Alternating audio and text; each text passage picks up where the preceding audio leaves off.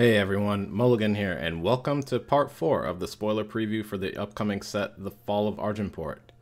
In this video, I'll talk about the cards from the upcoming expansion that have been spoiled in the past few days, and talk about a new keyword that was partially spoiled previously, and that we now have the full details on, that being Berserk. As with previous videos, I'll only be talking about the cards as far as their use in Constructed, unless the card is absolutely terrible in that format, in which case I'll briefly talk about its potential use in the limited formats, which are Draft and Sealed. So first up is Unbreakable Alliance. This is an 8 power spell requiring 2 Justice Influence to play, and you gain 12 armor. This seems bad in Constructed and is likely pretty bad in limited formats. We don't really have enough good cards that support an Armor Matters type of deck. This does have good synergy with Molten Fist, however. Outside of that, the burst armor gain doesn't really help you stabilize against aggro. There are corner cases where it could buy you a turn or two against mid-range decks that usually only play 1 unit at a time, but you'd still rather have removal in those scenarios. Despite all that, I don't think you can just immediately call this bad in Constructed and toss it in the bin without seeing the rest of the cards in this set. This is another card that's playability will heavily depend on what else we're getting in the new set. Next is Burglarize. This is a 4 power spell requiring 2 Shadow Influence to play. It has Nightfall, and you steal an enemy relic and put it into your hand. This seems pretty good to me. The cost requirements on this remind me of Subvert, which no longer sees play in Constructed, but I think this is better than Subvert. This looks like it'll really host decks that rely on relics and relic weapons as their win condition, like Armory and, of course, my baby, Flamestoker Control. I personally really like powerful relics and relic weapons, so I'm naturally going to hate this card if this sees reasonable play in Constructed. And it probably will, depending on the meta. I expect to see this in some players' markets, if nowhere else. Next is Rika Desert Navigator. This is a 3 power 1/5 unit requiring 1 fire influence to play. When Rika hits the enemy player, the top card of your deck gets warp this turn. Weird stat line for a fire unit, but I welcome it personally. Not every fire unit has to have an aggressive stat line. I seriously doubt you slot this into a standard mid-range deck using fire cards though, like Praxis mid-range. And Stonescar mid-range doesn't have a lot of good options at 3 cost, but the deck's not desperate enough to run this. This seems like the type of card that's only going to fit into a very specific deck, preferably one that can manipulate the top cards of their deck. Something that uses cards like Excavate and Second Sight, plus ways to give Rika evasion to get past blockers. Even hitting a power card is okay, but that forces you to attack early in your turn instead of playing power first, and you might not want to do that.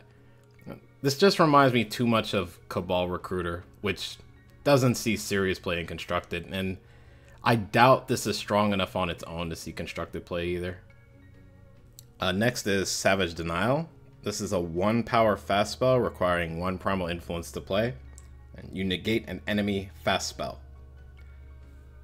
Personally, I don't think this card's very good. Yes, 1 power spells are something that's very desirable, and there's minimal cost to holding this up on your opponent's turn to deny their removal or other combat trick. But a 1 power spell still has to be good in many situations against various decks to be a staple in Constructed, and this is just too narrow, in my opinion.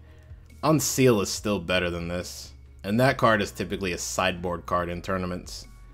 At best, I think this sees fringe play similar to Island's Intervention, meaning that in certain metas where control decks with little to no units become dominant, this turns out to be okay, but still not great.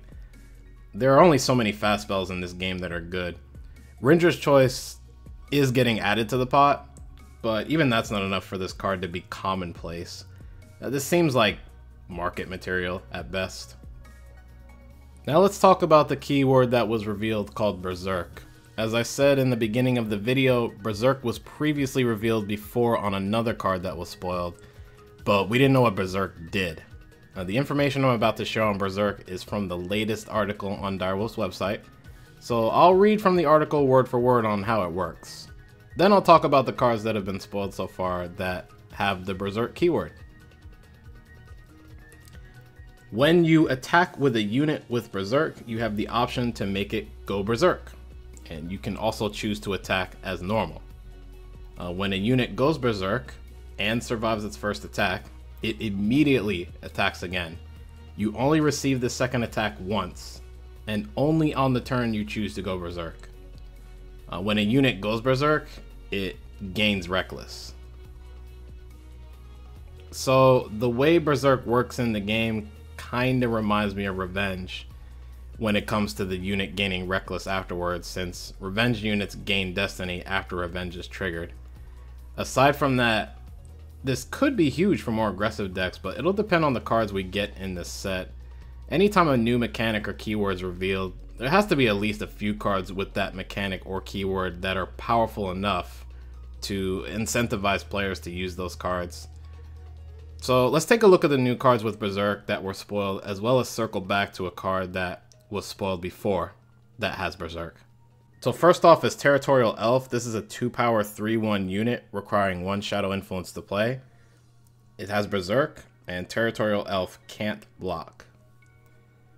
So this is designed to be played on curve. It's good that this is in Shadow, a faction that has access to the most unit removal in the game, because it wouldn't be that strong otherwise. This drops off pretty hard and constructed if you play it past turn 2, in my opinion. 6 damage is a lot. But to really support this, I think you not only need to run removal, but ways to either give this evasion or give it more stats. For that reason, this might have some potential in Haunting Scream decks. I just don't know if Scream decks want to make space for this guy. It doesn't seem quite worth it. It's probably more likely to be seen in Argenport or Stonescar decks, since those factions have access to the most pump spells and equipment to put on units. If it doesn't show up in Constructed, it won't be a big surprise, but we'll see. Next is Rusty Grenamotive. This is a 3-power 1/4 unit requiring 1 Fire Influence to play. It has Berserk, and when Rusty Grenamotive attacks, you get +1 power this turn. So this is built to be used in an almost completely different way than Territorial Elf. In theory, this should have high enough health to where it doesn't die when it attacks in combat, and 4 health is higher than normal for a 3-drop, so it has that going for it. That said, I'm not really sure if this is strong enough to be used in Stonescar Grenadin decks. It can help you ramp into your bigger bombs quicker, but conditional ramp effects that are attached to units aren't very consistent. If it was, then Champion of Impulse would see more play than it has. I actually think this has a bit more potential in Limited than Constructed. A 3-drop with 4 health is difficult to deal with early in Limited, and this is more likely to live long enough to where the ramp ends up mattering. It's kind of a slightly different version of Wild Rider in that respect. Next is Acquisitive Crow. This is a 3-power 2/1 unit requiring 2 Primal Influence to play. It has Flying and Berserk, and when Acquisitive Crow attacks, create and draw a random 1-cost spell. This is probably my favorite card out of all the Berserk cards revealed so far. This having Flying basically offsets the weakness of the Berserk ability, and it generates cards for you in the form of 1-cost spells. Even if they're random, that's perfectly fine. Most of the 1-cost spells in the game are at least reasonable. Never mind the ones that have become staples in certain decks. This replaces itself on the first attack, and then it's just pure card advantage every attack after. In Constructed, a 1-health flyer with no Aegis is fairly easy to deal with, but that doesn't make this card bad. It's a must-remove card in my opinion, or you will quickly lose the game and get buried in card advantage. It'll be interesting to see what existing decks will do to try and run this card. Acquisitive Crow is just more Magic the Gathering nostalgia for me personally, since the ability reminds me of another certain blue creature that was also a bird and saw a ton of play when I was playing Magic. Finally, I get to review Sack the City. This is a 5 power spell requiring 2 primal influence to play. Your units get Berserk. So this is the card that was revealed prior to knowing what Berserk was. Now that we know what it is, I feel safe to review it now. So this is Primal's version of striking Snake Formation, even though it's not the same effect. I think this card is slightly worse than Snake Formation, but that's only because I think Killer is better than Berserk. This card has the same issues as Snake Formation too.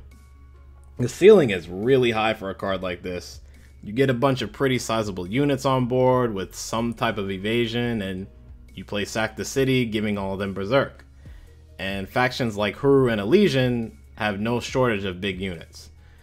The reality though is that you'll probably be able to give Berserk to 1 or 2 units on average. So that makes the floor of this card pretty underwhelming. I don't think giving 1 to 2 units Berserk is enough for this to see serious play in Constructed, but maybe there's some other card in the new set that would enable this card.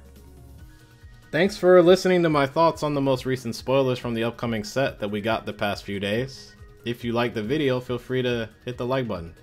Let me know in the comments if you have any feedback for the content and what brews you're thinking about trying when the new set finally drops. I've got other Eternal content on this channel as well, so feel free to look around, and if you like what you see, consider subscribing to the channel so you don't miss any future videos. Thanks for taking time out of your day to watch this, and I'll see you all soon. Take care.